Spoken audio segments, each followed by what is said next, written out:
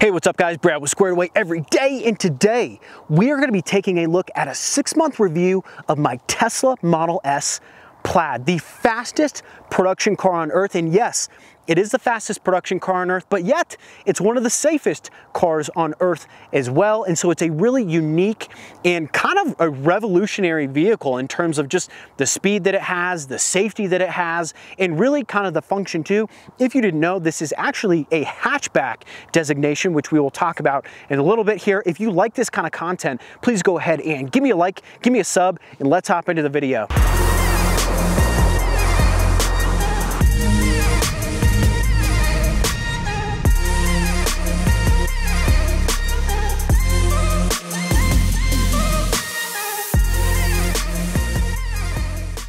So for starters, let's just take a look at how good this car looks. When we look at the front of it, it's bold, it's aggressive, it's modern looking, the headlights look so nice, and the overall road presence of this vehicle is really, I don't know, it's kind of eye-catching. I'll see them once in a while on the road and they look so good. And it's really because the vehicle is so wide. Now, when we're talking about the older Tesla Model S's, the older ones have kind of like this weird bubble grille on them, which looks old and outdated at this point, and they just look kind of odd. The newer, refreshed version looks much more modern, especially on the very front of the vehicle, and the width of it is about maybe 1 inch or 2 inches wider, and the fender flares on the right and left side look much more pronounced, and that just lends to the car looking really good on the road. And it has this great road presence where it really takes up a good portion of the lane when you're driving down the road. And then we talk about the size of the vehicle. This is a big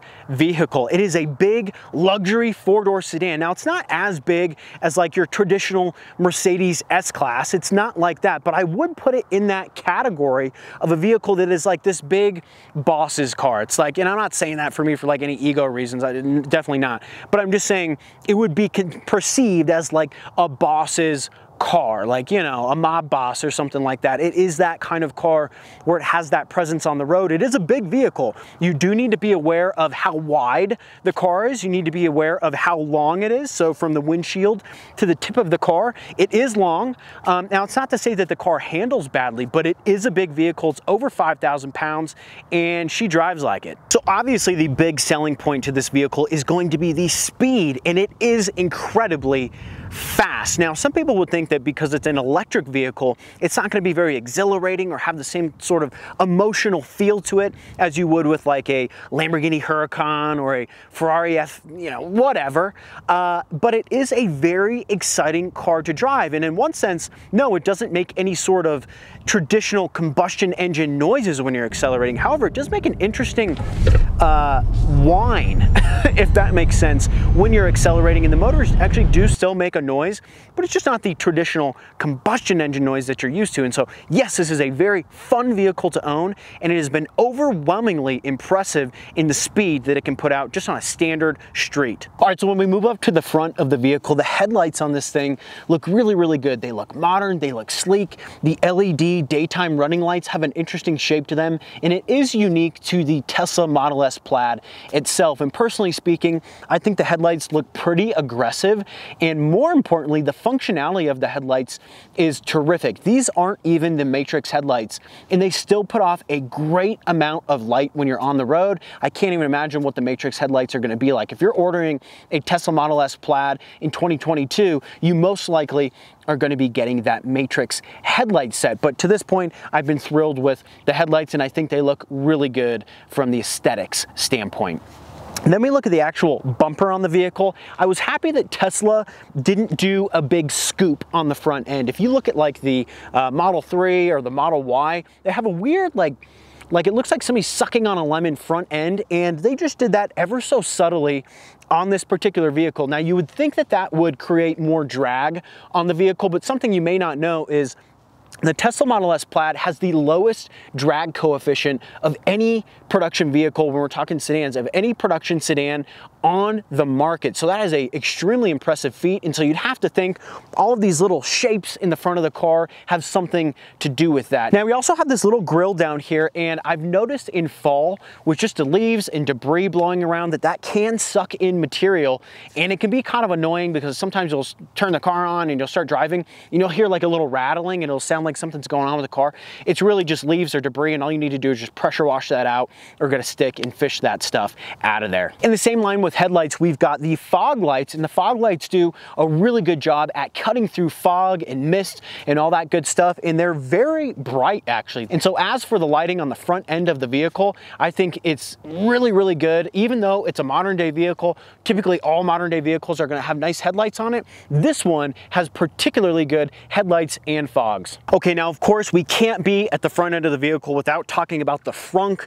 Super famous in all the Teslas, you do have a front trunk because of course there's no actual motor in the front of the vehicle. So one little gripe I have with the car is that this isn't like, you can't access the frunk without using your phone. There's no button or anything like that. And aside from that, it's actually a just an analog or mechanical front end. There's no sort of auto raise or anything. So the way we get into this is I'm gonna get in my phone.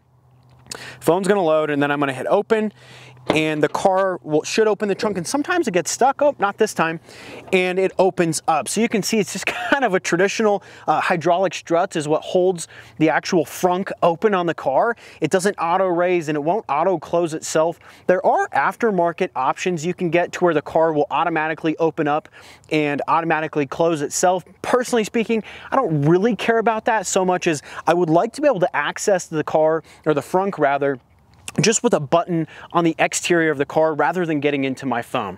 That's pretty much it. In terms of the functionality of the frunk, this is really a space that you're gonna put stuff that you don't typically need to use, maybe like road hazard equipment or something like that. And aside from that, on the actual hoods on every Tesla I've owned, and I've owned a Model 3 Performance, a Model Y Performance, and now this Model S Plaid, and soon to be an X Plaid, what I've noticed is the sheet metal or whatever they use on the hoods is very, very thin. And so when you go to close these manually, you need to be really careful that you don't dent the front of the hood. Next time you're in public, go ahead and check out the Tesla on the front and see if you catch the light right. You will probably see some palm prints on the hood of whatever Tesla you choose because the metal is so thin on it. So that's another reason I don't really use the frunks on any of my Teslas, or if I do, it's like road hazard equipment stuff that I don't typically need because I'm very cautious about denting the hood on the front of these Teslas.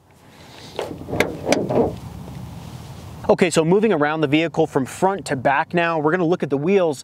And the wheels I have on this particular vehicle are the 21-inch Arachnid wheels that are an option when you go to order your Tesla Model S Plaid. Now, to this point, aesthetically speaking, I think this is a very good looking wheel for this particular vehicle. Now, it is a $5,500 upgrade to go ahead and get the 21-inch Arachnid wheels. The other option is, I believe, the 19-inch Tempest wheels, which those particular wheels don't look quite as good, but I think they're significantly lighter, so they're going to give you more range and probably less drag, really, because of the wheel cap on it.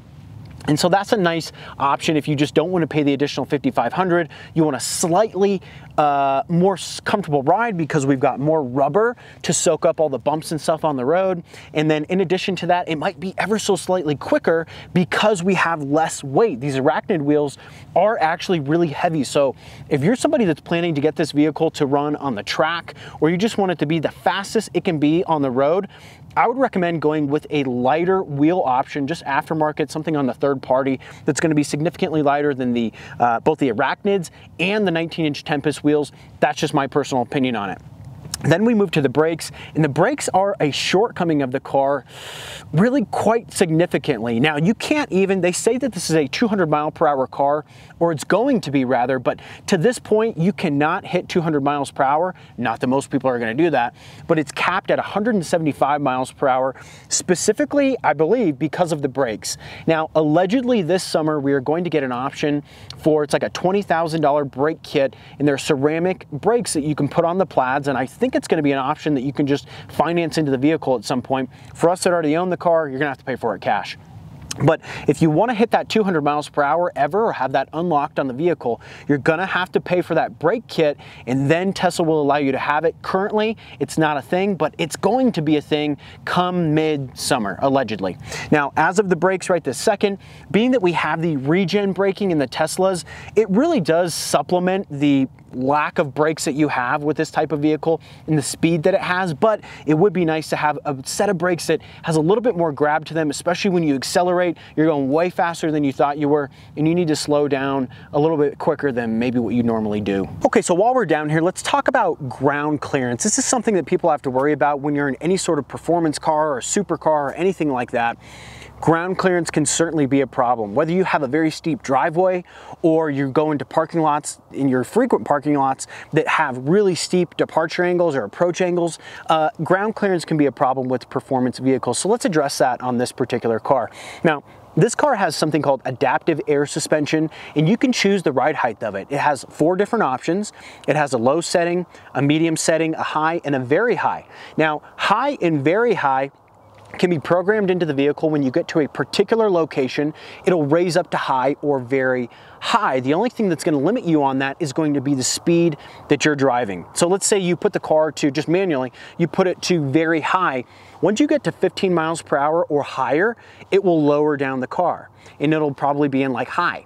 Then once you're in high, you go above 30 miles per hour, it will lower down the vehicle to medium, and medium is the preferred ride height of the Tesla Model S Plaid. You can't really override that. If you're going above 30 miles per hour, you can't raise the vehicle up any higher. You can lower it, but you can't raise the vehicle up any higher. Now, if the vehicle detects that you're going over some rough terrain or something like that, like on the highway, you're going on a really bumpy highway or something, it will raise itself up. Let's say it's in low, it'll raise itself up to the medium height, and that is nice. It'll try to protect itself in the undercarriage, specifically the batteries, from any sort of damage that could be incurred from a bumpy or uneven terrain road, which is really nice. So personally speaking, I live in Colorado and I drive on a lot of like dirt roads and stuff like that. I wish that sometimes, and there's a lot of like unmaintained roads that just kind of suck, I wish that I could just put the car at a high setting and just leave it at that. There was no sort of governor on the speed, and that would be ideal, but I do like having the option to be able to raise it up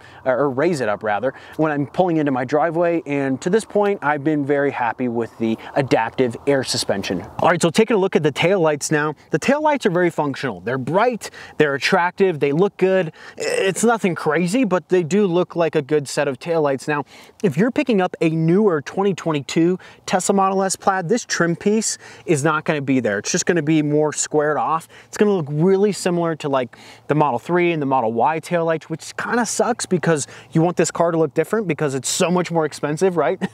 But nonetheless, the taillights do function very nice. They're good looking aesthetically. They're handsome. They fit the lines of the car very nicely, and yay for that. Now, this particular badge right here didn't actually come on the car. It's just an aftermarket metal badge that you can buy for them. Nowadays, they actually come with a designated Plaid badge, and they look much better than this, so I'll be swapping that out for this guy. But I was one of the early adopters of the Tesla Model S Plaid, and so I've got what I've got. Okay, and one last note about the taillights. The charger is actually integrated into the taillights back here, and it's cool. It's all lit up. You can do like blue and green, and it's got like rainbow colors it can do if you know how to do that, and it just looks cool. It's kind of fun. The newer 2022 Tesla Model S Plaid, this is a 21, in early 2021, by the way, but the newer 2022 Model S Plaids, again, they have a different set of taillights on it. They're going to have the matrix headlights, and they do have a different charge port that is going to be bigger than this one, and it doesn't look quite the same in how it lights up aesthetically, but it's still going to function just the same. Okay, now that we're at the actual rear trunk here, one of the reasons I really like the Tesla Model S Plaid is it is technically a hatchback, and ever since I was a kid, WRXs, like the hatchback WRXs, where I grew up anyway, in the mountains of Colorado, it was like the coolest car you could have, which was a WRX hatchback, because you get the practicality of like all this space in the rear, but it's also fast. And so as a grown-up now, an adult, I like the hatchback because you do have a large amount of cargo space in the back, but you do have all the speed of the car, so it's kind of like a childhood dream, I guess. But The rear hatch area is very nice. You've got this carbon fiber spoiler on the rear, and then it is a auto hatch, unlike the front of the vehicle. And sometimes your car isn't gonna recognize your phone key, but it's an auto hatch, and it's really nice. Let's take a look at the inside of this. Okay, so taking a look at the cargo space back here, it's actually really nice. So if you have stuff like valuables in the hatch that you don't want people to see, this little folding thing is nice just to kind of protect visibly, to protect your goods so that people don't know what's back there, which is really, really nice. Then on the left-hand side here, we have a couple of buttons that would drop the seats here so that you could actually just utilize the whole space here. And Tesla says that you can put a full-size bike back there, which is yay for that. That's awesome. And then if we look at the actual dimensions here, it's actually pretty big. Like, I'll lean in here and you can see this is a big area. I'm about 6 feet tall, and that's a nice big area. Not only that, got some camera equipment here, but we have a nice little hatch here where you can put more stuff if you really didn't want people to see it. So I love having these little drop hatches on the Teslas. That's really nice. And then you have another pocket on the side, which we'll take a look at now. As mentioned, we've got another little side pocket here, and it's just nice to be able to store stuff that you normally wouldn't use, maybe road hazard equipment, or I don't know, anything that you would want to store in there long term that you're not getting too often. Or if you want to drive around fast in your Plaid and you want to store the groceries in this little hatch down here so they're not just flying all over the place, that's a good option too. All right, now we need to talk about the most notable characteristic of this vehicle, and that's going to be the performance of it. Now, this car is rated to have over 1,000 horsepower and very close to 1,000 foot-pound of torque. And so when we talk about the torque stability of the vehicle, it is actually there. For a car that is putting out so much torque, it is very stable. Like, you will see this car at drag strips and stuff like that of people who have never driven fast cars ever. They don't even know what they're doing in the car, and they can still go 150, 160 miles per hour in the car and pull off quarter-mile times of less than 9.5 seconds, which is really, really impressive. Now, I think Tesla says the quarter mile on the Tesla Model S Plaid is a 9.23, is I think what they're quoting the quarter mile time currently. Now, when I've taken it to the track, I think the lowest I got it to, and I wasn't shedding weight and all sorts of crazy stuff, but I think the lowest I got it to was like 9.45. And so conditions are gonna have an effect on that. And then also the state of charge. I think I was more around like 88 or 86% charge, something like that. So it is a very quick vehicle. And the 0 to 60 time is rated at 1.99 seconds. I have not got 1.99 seconds yet.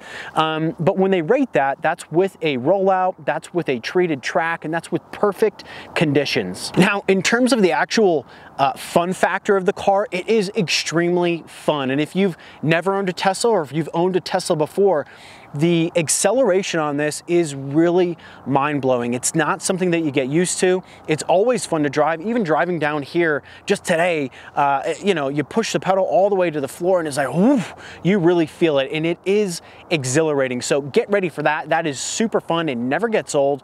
If you're looking at buying one of these cars, or if you own one, you'll know what I'm talking about. It's that Plaid punch, they call it, and it really does, man, it really does give you this like violent rock in your body when you push the pedal all the way down to the floor. And it's just a cool feeling knowing that nobody else in any production vehicle can go any faster than you're going in that moment. So it's a very cool novelty for the car, and I've enjoyed it quite a bit. Okay, so I'm going to interject here, and we're going to talk about how to actually launch the vehicle. And essentially what you do, it's pretty simple.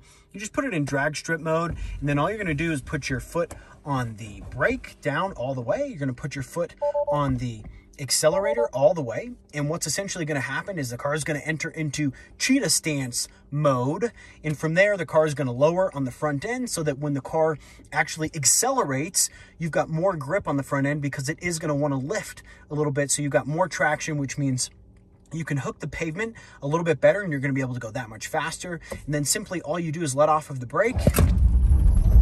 Now, something a lot of people complain about on the Plaid is going to be the handling. They say that the handling, or maybe not people that own the car, but haters of the car will say, oh, that thing's not a true sports car. It doesn't handle great. Look at the Nürburgring time on this thing. It is actually really impressive for a 4-door sedan and an electric sedan at that. So really, really impressive stuff. If you look at actual track times this has accomplished, and I would say the handling of the car is very good. Now, earlier in the video, I said that the car is big and it feels like a big car on the road, but I didn't say that it handles bad. It handles very, very nicely, actually, especially for a car that is, I think it's slightly over 5,000 pounds, which is really, really heavy, and it's really, really wide. It handles really nice. I would say this, the body roll that you're going to have in this compared to like a Model 3 Performance, which I've owned both, this is going to have a better stability and less body roll going around corners at the same speed as compared to a Model 3 Performance, which is significantly lighter and significantly smaller in almost every dimension. And then one last note before we move on, the Tesla Model S Plaid has something called torque vectoring. Now, when Tesla talks about this to you,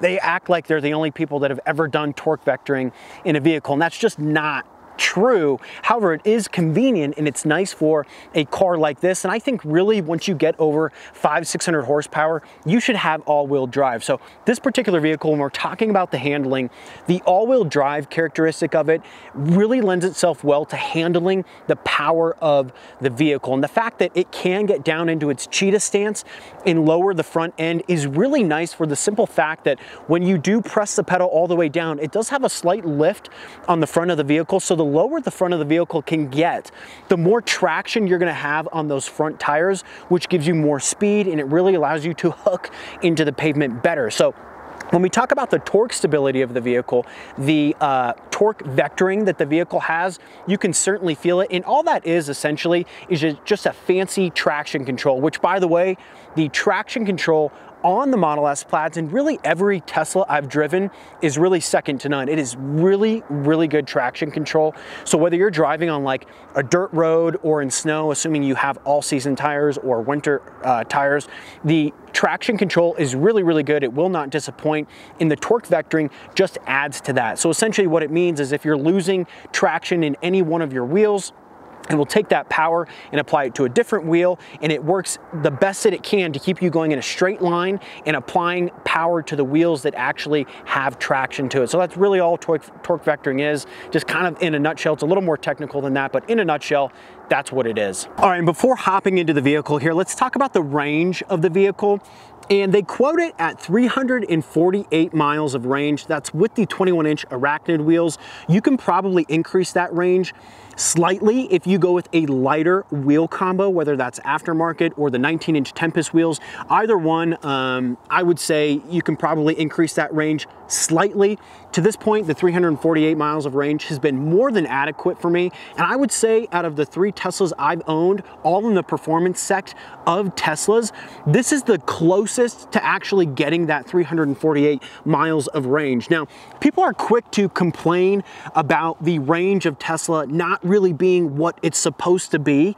And let's be honest, people, if you're buying like an internal combustion engine vehicle, like a new Tundra or something like that, you're never getting what the EPA estimated range is. That's not a thing. You never get exactly what it is. You might get close to if you're lucky, but most vehicles are not getting that. And that's because the tests that they do for the EPA driving is incredibly boring and it's perfect conditions and the roll resistance is as low as it can be. And so realistic driving, you're not going to get 348 miles of range on your Tesla Model S Plaid, but it's very close to, and it does hold a charge really good, far better than any of my other Teslas, and the range is as close as accurate, or it's, I will say this, it's close. It's the closest to being accurate out of all the Teslas I own. Something that doesn't get a lot of credit from really any of the Teslas is going to be the app that you get when you buy a Tesla. Now, the app is a really, I mean, when we're talking about modern vehicles or just modern anything, apps are super important to the user experience. And the fact that on the Tesla app, you can do so many things and it's so easy to use and so convenient makes the car that much better to own. Now, this isn't something specific to the Model S Plaid, but it is something that comes with the Teslas in general. And so when we talk about features, what are you really going to get with the app? What can I do for my app? Can locking the vehicle, unlocking the vehicle, flashing the lights, flashing the horn, or honking the horn, flashing the horn, honking the horn. I can do simple stuff like that. I can crack or vent the windows if I want to. I can preheat the car. I can pre-cool the car. Now this is really nice, obviously, because there's no exhaust. So you can do this in a closed garage. You don't have to open up anything. You don't have to worry about exhaust or anything like that. So preheating, pre-cooling the car. You can turn on the heated seats. You can turn on the bioweapons defense mode, which can clear out odors out of the car. You can track the charging of your vehicle, how long it's going to take to charge that vehicle. You can track how much it's cost you to charge that vehicle based off of your charge history and what your rates are at your particular house or wherever you're charging your vehicle. You can look at the speed of the vehicle on the app. Like if somebody's borrowing your car, you can look real time where that car is located, how fast it's driving, all that good stuff. And so the amount of stuff that you can do in your app, whoa, not only that, I can't forget, you see these little cameras here. There's cameras on both B pillars. There's a camera on the front, like kind of on the windshield inside, like where the rear view mirror is. There's a rear camera, and all of those cameras actually act as a security system for your Plaid. And so why that's cool is because obviously we want to protect this car. It's a very expensive car. And so while the car is parked, if somebody's walking near it, the lights will flash and it'll say something in there like Sentry Mode is on, the vehicle's recording, something like that. And that's just really cool from a standpoint of just, you know, the security of the vehicle. You can also access the cameras from the app on your phone and see remotely, like if you're away from the car, you can see what's going on around your car and you can choose the different cameras, which is also super cool. So the app that Tesla has integrated into owning their cars is really second to none when you talk about apps for a vehicle. It's incredibly easy to use. There's so much stuff that you can do to utilize your car that much better and make it that much more convenient. You can download software updates to it. You can buy accessories from the app specifically for your vehicle. And so it's just, I don't know, the app is really cool. So you're gonna like that. All right, so as we move into the vehicle here, the vehicle has so much tech. As everybody knows, Teslas have probably the most tech of any vehicle on the planet right this second. And so with that being said, you've got crazy features that you can take advantage of that, just like the app, are taken advantage of and not really appreciated by people that just kind of know what it is. So one of those things is going to be Autopilot. And Autopilot is really just a fancy cruise control, except that the car will actually turn on the highway, like it'll make little slight turns and stuff for you on the highway. It won't make a turn, let's say like a right-hand turn or a left-hand turn, but it'll keep you in the lanes, it'll take you around corners, stuff like that, and it'll keep speed and it'll keep whatever distance you set from other vehicles, which is a awesome feature to have just in the car. This comes standard in the car. It's not it's not full self-driving, it's just Autopilot, and it comes in all the Teslas. So that's a really nice feature, specifically for like if you're driving and your phone flies across the car, or you just need to grab something really quick off the seat, you can put it on Autopilot, grab that thing real quick, and then you can get back to driving. So for that kind of stuff, it is a big, big win. Now, the other thing we have on the car, which really provides, it makes it so that you have far less maintenance on the vehicle, is going to be something called Regen Braking, or one pedal driving. And essentially what that is when you let off of the accelerator pedal, the car automatically, if you let it be in this configuration, because you can have regen braking or you don't have to, but when you let off of the accelerator pedal, the car will start to slow itself down. And as it's slowing itself down, it'll use the momentum of your vehicle to charge the batteries. How cool is that? Now, if you know about Teslas, you're gonna be like, yeah, Brad, that is like so old hat, but dang, it is cool. Like when I'm driving down the mountain in Colorado, my car will charge up 2%. Yes, 2% when I'm driving down the mountain. So let's talk about the functionality of the car and how you actually get it into gear and all that kind of stuff. Now, as everybody knows, there's no stocks on the yoke or anything like that. So pretty much what you do is you put your foot on the brake and it'll kind of just try to guess which direction you're going to go in. So I put my foot on the brake. It thinks we want to go forward, and that's great. Now, if there was a wall in front of us, really, it should say, hey, we want to go in reverse. And so when I put my foot on the brake, it'll put it into the reverse gear. So if that doesn't work for you, you can pretty much just swipe up or down on the little column here on the side, and that'll put you in reverse, and it'll also put you into a forward gear. And then to park it, you can either just tap that button there, or you can take your seatbelt off or just open the door. So that's pretty much how the car functions and gets into gear. Okay, another thing that is really cool on these Teslas, and really kind of like you have to have this in an EV. Everybody's so skeptical on the electric vehicles because they don't want to have range anxiety or they don't want to get stranded anywhere. Something that is really overlooked on like the Fords and all these other vehicles is the trip planner on the Teslas, and it is, or on the vehicles, and the Tesla one is so good. And so essentially, let's say I want to drive from Colorado to Florida. The trip planner will tell me how long it's going to take to get there with charging at every spot that I need to along the way. It'll tell me the charge state that I'm going to have when I get to that particular supercharger. It's going to tell me how many stalls are available at that supercharger. It's going to tell me how long I need to charge at that supercharger, what the state of the battery is going to be when I leave that supercharger. And that just really makes it, and I will say this, the accuracy of what it's estimating you're going to have when you get to the supercharger or when you leave or whatever is really, really good. Within like 1%, it's that good. So personally speaking, the trip planner that is just not just the Plaids, but just any of the Teslas, the trip planner that they have makes driving so convenient. If it says you're going to have 1% when you pull into that supercharger, you 90% of the time, for me it's been 100%, but I can guarantee 90% of the time you're going to have 1% when you pull into that charger. And so it is really convenient, and it makes driving these Teslas really stress-free. We already talked about the Sentry Mode and how the car will use the exterior cameras to essentially protect your car and provide a security system. Now, those cameras on the front fenders, so I think I lied earlier. I said that there was like 4 cameras. There's on the B-pillars, whatever. There's actually cameras on the fenders too, on the front right and the front left fenders. And those cameras, when you turn your blinker on, will actually give you a video of what is going on in your blind spot on whatever respective side you turn that blinker on. Something that's really cool. It's kind of a bummer because you do have to look down to the middle of the screen, but it does show those blind spots. So as long as you're looking in your, let's say you're getting over in the right lane, as long as you're looking in the right mirror and then you turn the right blinker on, the video turn signal is really, really cool, and that is highly appreciated. Same thing. When we put the car in reverse, it'll show both your blind spots on the right and left side, and it'll show the reverse cam, and it's really a good camera, especially because the screen in this car is so big. So before we move on with the actual streaming and the screen and all that kind of stuff, the air conditioning in the vehicle is really interesting in the sense that just like all the other Teslas, there are no vents. And so essentially you can choose where you want the air to go and how fast you want it to be, just like a traditional car. But aside from that, you can do things like keeping the temperature in the vehicle when you leave. So if it's a really hot day or a really cold day, you can lock in the temperature of what you've got.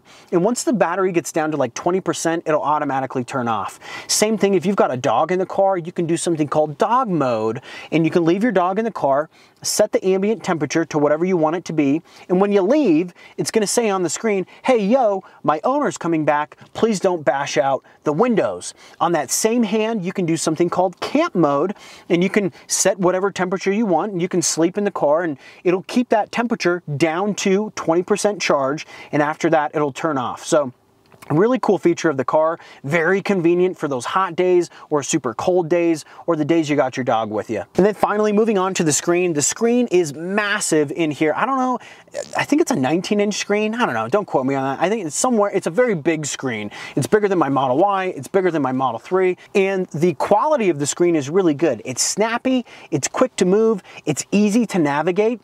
The streaming on here is actually really fluid. It's better than my Model 3, it's better than my Model Y, and that's because this particular vehicle, the Model S Plaids, are running the AMD Ryzen chip. And so is it like crazy better than the Model 3 and the Model Y? No, it's not like insane, but it is slightly better in terms of its clunkiness with opening up things like Netflix and stuff like that. Now, when you talk about operating like the phone, or you want to get into your phone, or you want to get into the streaming service, that's all relatively the same. You can't really notice a difference from the Model 3 and the Model Y performance in terms of the different chips, but you can definitely tell with streaming. Now, when we talk about streaming music, the Tesla streaming, whatever it is, it's their own little proprietary whatever, is really, really good. The selection you get on all the different radio stations is awesome. They have an abundant selection, and it's really good. It's kind of, you know, just like its own little version of like Spotify or something, and it's just really, really nice. I use it more than anything else. I don't use Spotify in here. I use the Tesla streaming service because it is just really easy to use, and it's pretty good. And then of course you've got, you know, crazy, silly features, like you've got the Boombox where you can actually speak into the speaker in your phone or like in the car, and it'll project like this weird voice outside the car. You can also do that remotely when your security camera's on, so that's cool. You can do things like have race games and stuff like that. You can, you know, just have like fart noises, I don't know, weird stuff that my kiddo likes, and you can draw on the screen. The toy box is very, very fun, whatever, that's awesome. But piggybacking off of that, just like the fun stuff you can do when you're sitting still, is the charge network. The charge network, as I already mentioned, and I kind of alluded to this when I talked about the trip planner, the charge network is so good on the Teslas. If you're going to a specific charger, it'll tell you how many stalls are available. Like I said, it'll tell you, you know, the charge you're going to have when you get there. It's really, really good. It charges the cars up really fast, and it's just a really welcome feature on the car. Now, the one thing that you were wanting me to talk about, I know the entire time you were wanting me to talk about this, and that is the steering yoke. Now, I've already done 2 videos on this. The first video is really thorough, and I talk about the buttons and all that kind of stuff. The second video is how I feel after 6 months with the yoke. And so I'll just tell you briefly here, the yoke is very easy to get used to. It's not something that's like a complete deal breaker of the car. It is something that I would prefer to have a wheel. Now, me specifically, I own several other vehicles. This isn't the only car I drive, and it's just nice to just have a wheel in here. It'd be nice to have a wheel. Especially, it's something I get used to, it's not a big deal, but especially if you have like a significant other that's going to be borrowing this vehicle and they don't already drive with a yoke on the daily, this is something that is a concern for me specifically. Now, for me, I don't like my wife driving this car. It's not because of the 1,000 horsepower or the 1,000 torque. It's none of that, oddly. It is this yoke, and it's because you have to get used to weird stuff like where the horn is, you have to get used to the turn signals, you have to get used to where your lights are, and that takes your focus from the road to looking down at the yoke. And so that's not something I'm cool with having my wife use the vehicle. And it's not that the car is fast, it's just that I don't want her taking her attention off the road to figure out how to turn on the frickin', you know, blinkers. So just a safety issue for me that I'm not super excited about personally, but it is something that's very easy to get used to. There's videos of me drifting around parking lots and stuff like that, and you can do it. It's less than ideal. I think it's something that didn't need to be, but it is fun. And when you are just mashing the pedal down all the way, it does inspire confidence. It makes you feel like you have more control of the car, and the micro corrections are slightly easier with this shape and just like the yoke in general. Now, we also do have a good amount of visibility on this screen here where your normal gauge cluster would be on a traditional car. So that's nice. The visibility is great on that little gauge cluster screen thing. Like, that's awesome. But it's just something that didn't need to be, and I wish that I had the option to just have a wheel. Again, this is nice. It makes you feel like you're driving something special every time you're in it. It reminds you what it is, that's for sure. And it's easy to get used to. It really is. It's not that big of a deal, but it's just, I would prefer to have a wheel. Not a deal breaker, but if I had the choice between the yoke and the wheel, I would get the wheel. Let's talk about the cabin, the interior. And the interior is actually very big. It's much bigger than like a Model 3.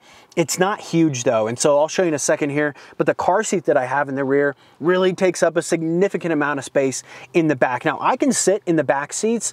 It's plenty of room. I would say the cabin size is like medium to large. It's not quite as big as if you have like a Mercedes S-Class, but it is still very big. It's on the medium to large size, and it's more more than adequate for 4 adults. The comfort of the car is very nice. The seats in here, and the car is automatically adjusting. The seats in here are really, really comfortable. It's got perforated seats, so you've got air-cooled seats, you've got heated seats, which is really, really nice. And then just the suppleness of the leather, like the vegan leather that's in here, is really good. The seats feel very comfortable. It locks you in nicely. You don't have much slide or anything when you're going around corners quickly, and so that's much appreciated. Now, the adaptive air suspension is super good. It does soak up all the little bumps and, you know, all the uneven terrain, all that kind of stuff that you're going to drive over in the car. It does soak it up pretty good. And I do like, again, that if the car notices that it's getting jumbled around a lot, the car will automatically adjust the ride height to soften the suspension so that you have a more pleasurable ride, which is really, really cool. Now, the inside is relatively minimalist. You've got this carbon fiber trim in here. You've got the main screen, which is like 19, 20 inches, something like that. It's huge. And then you've got your gauge cluster screen, which is really nice, and it makes for navigating super, super easy. So it'll show you just like a macro view of what's going on your big screen. And then on the gauge cluster screen, I don't really know what to call it, but the gauge cluster screen, it'll show you like more detailed information when you're navigating somewhere, and it makes it really hard to get lost, and it just gives you really a lot of good information on the gauge cluster screen, and I like that quite a bit, specifically because my Model 3 and my Model Y don't have any sort of gauge cluster screen, but on the Model S Plaid and just the Model S and the Model X in general, it's really, really nice. The seating position is fine. It's got a lot of adjustability. You can adjust the seat however you want it to be. The driving position is pretty good. It is a car. It's not going to feel like you have this great view of the road like you would in like an SUV or a truck or something like that, but for a car, it's very good. You can adjust the seats however you want to be as comfortable as you can. The adjustability of the yoke comes in enough and goes out enough to where you're going to be comfortable, and it goes high and low enough to where you're going to be comfortable with whatever position you want to put the yoke in and the seat. One of my favorite just little creature comforts inside of the car is got to be the QI charger.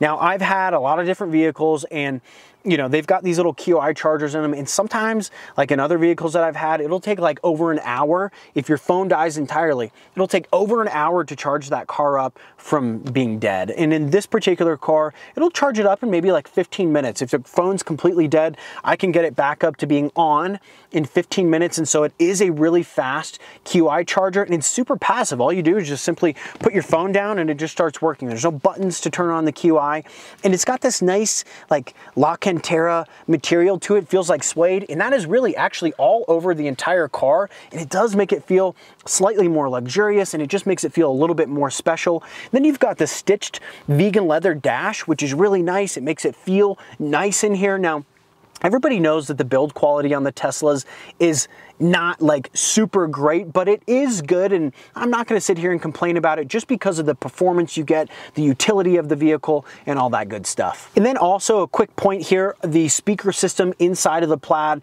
is really, really good. It is something that you could brag about. It's a great speaker system in here, and it really, really does have the immersive sound that it claims it does, and it sounds really, really nice in here. It's got all 5 heated seats, just like any Tesla's going to have. You can heat the driver, the passenger, and then all the passenger seats in the rear, which is really nice. And then of course, it's going to have the heated steering yoke for those days that it's really cold and you need to warm up your hands. And then finally, before exiting the vehicle, it's got this great pano roof, probably the best that I've seen out of the 3 Teslas I've owned.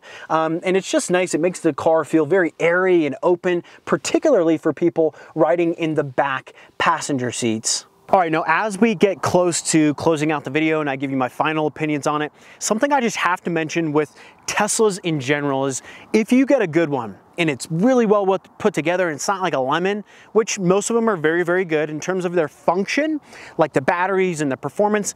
Really, they're all very sound. It's just gonna be small stuff like panel gaps, and maybe the paint isn't like super great, or maybe you got a little creakiness, stuff like that, which is unacceptable in a car of this price range.